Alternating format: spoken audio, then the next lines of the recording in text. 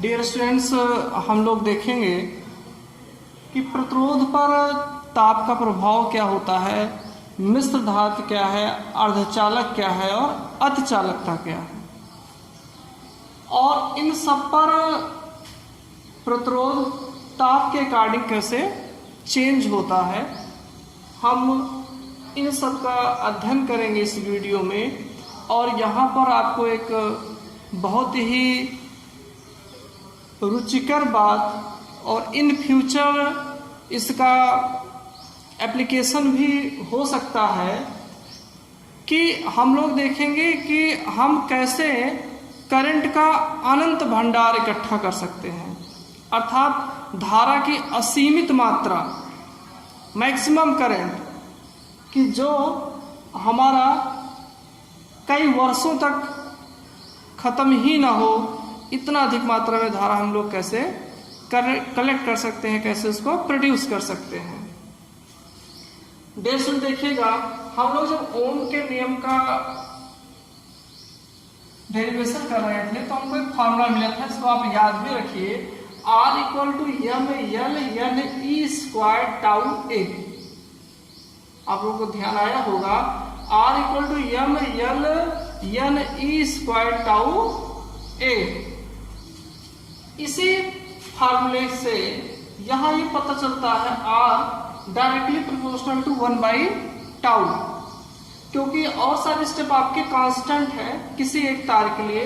और टाउ क्या है डियर स्टूडेंट्स, कि मुक्त इलेक्ट्रॉनों का धन आयनों से दो क्रमागत टक्कर होने में लिया गया समय, अर्थात इस समय के अकॉर्डिंग हमारा रेजिस्टेंस चेंज होता है। यदि ये समय अधिक है तो रेजिस्टेंस कम होगा, यदि ये समय कम है तो रेजिस्टेंस क्या होगा, अधिक होगा डियर स्टूडेंट्स।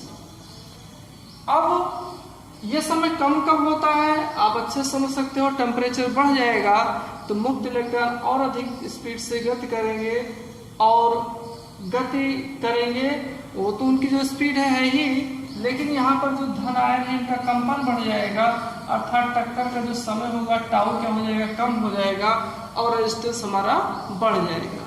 तो समयांतराल जो है, जो श्रांतिकाल है, इससे हमारा R क्या हो जाता है, बढ़ जाता है।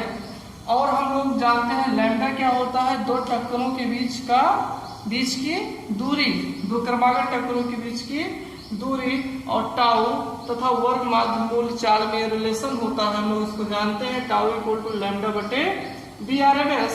और जब हमारा ये आ गया तो हम इन दोनों को आपस में ज्वाइंट कर देते हैं, R directly proportional to 1/τ BRMS बटे लैम्डा, अर्थात लैम्डा यदि घटेगा तब भी R बढ़ेगा, और लैम्डा यदि बढ़ेगा तो R क्या हो जाएगा, घट जाएगा। ध्यान रखिएगा, सारे जितने भी यहाँ पर फॉर्मूले आपके यूज हो रहे हैं सब आप इसको अपने कॉपी में नोट्स बना लीजिए। और हम लोग पढ़े हैं फार्मूला √3RT/M होता है BRMS, तो BRMS directly proportional to √T, अर्थात यदि टेम्परेचर बढ़ेगा तो वेग बढ़ेगा, और यदि वेग बढ़ेगा तो रेजिस्टेंस बढ़ेगा। वेग बढ़ा, यहाँ पे टेम्परेचर बढ़ा तो क्या बढ़ा डियर स्टूडेंट्स, वेग बढ़ा, वर्ग माध्य मूल चाल बढ़ी, वर्ग माध्य मूल चाल बढ़ेगा तो क्या बढ़ जाएगा, प्रतिरोध बढ़ जाएगा।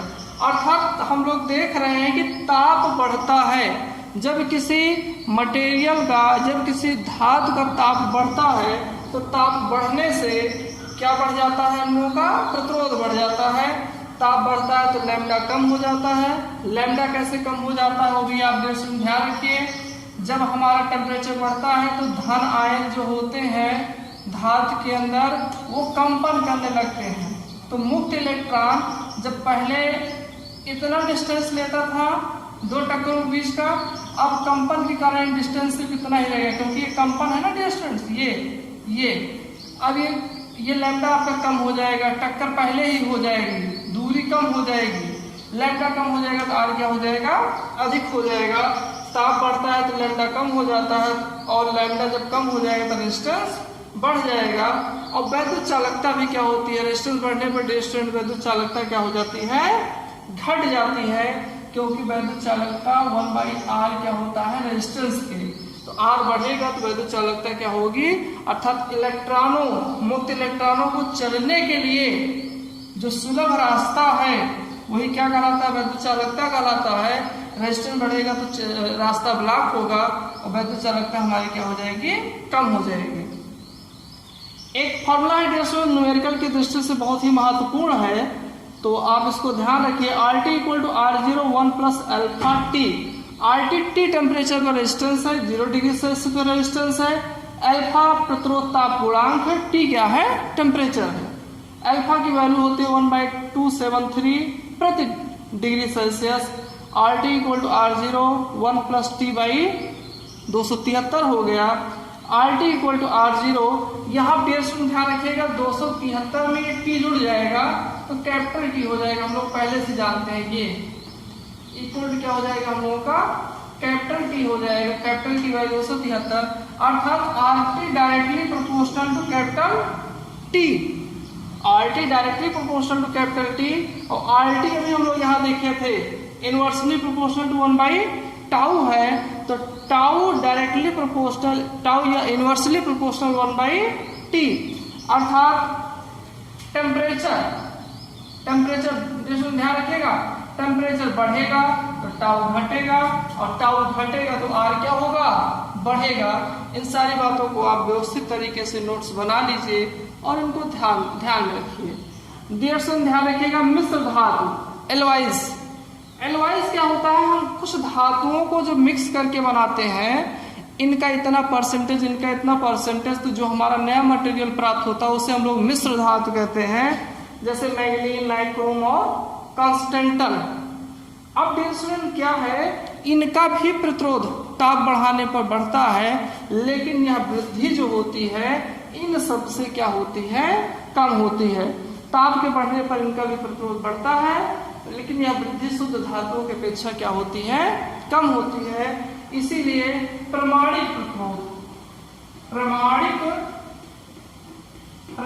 प्रतिरोध इन्हीं से बनाया जाता है, मिश्र धातुओं से।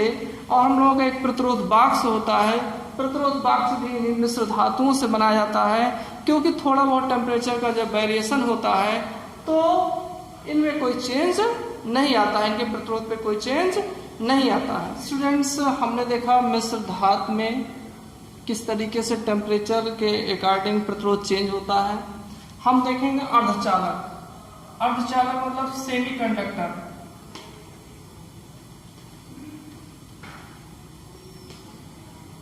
सेमीकंडक्टर्स, डियर स्टूडेंट्स, सेमीकंडक्टर्स में जो प्रभाव होता है वो धातु और मिश्र धातु से बिल्कुल अलग होता है।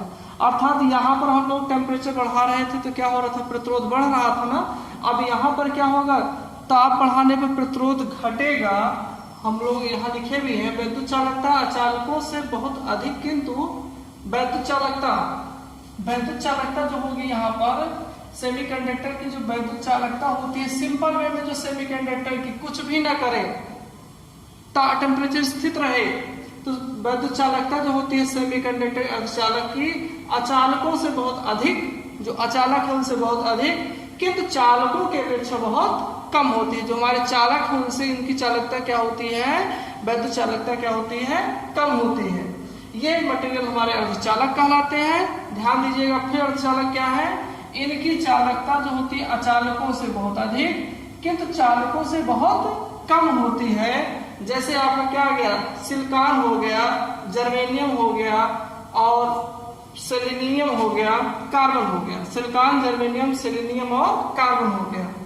इनका जो प्रतिरोध ताप गुणांक था वो ऋणात्मक होता है। डियर स्टूडेंट ध्यान रखिएगा, प्रतिरोध ताप गुणांक ऋणात्मक होता है। ताप बढ़ने से प्रतिरोध कम हो जाता है लोगों का, अर्धचालकों का। जब ताप बढ़ेगा प्रतिरोध कम हो जाएगा। इसका कारण क्या है, यन इनमें कम रहता है। स्टार्टिंग में यन कम रहता है, किंतु ताप बढ़ने पर यन का मान क्या हो जाता है, बढ़ता है। यहाँ पर ये जो वर्ग है टाउ इक्वल टू 1/t, अर्थात टेम्परेचर बढ़ने पर टाउ क्या होगा, घटेगा।